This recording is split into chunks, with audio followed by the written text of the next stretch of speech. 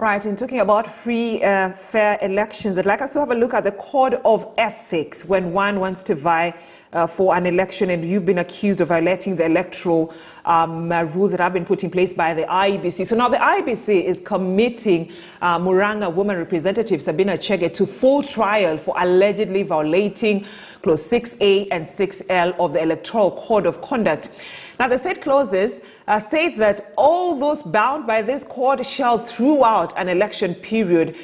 one of them says that publicly and repeatedly condemn violence and intimidation and avoid the use of hate speech, language, or any kind of action which may lead to violence or intimidation, whether to demonstrate party strength, gain any kind of advantage, or for any other reason.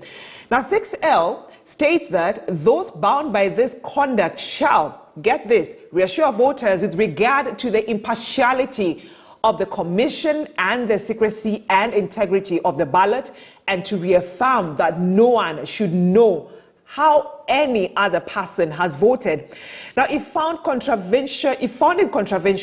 of the code, Sabina Chege will be liable to a fine, or the IEBC will issue her with a warning letter. So now that has to do, what you've seen on the screen right now, our viewers, is a code of conduct, what the IEBC says that any Kenyan has to adhere to when it comes to electoral conduct during this election, in any election that is conducted here in the country. And so that is why Sabina Chege appeared before the IEBC committee that was looking at a statement that she made at a political rally recently. Now, away from that developing story, definitely will give you more information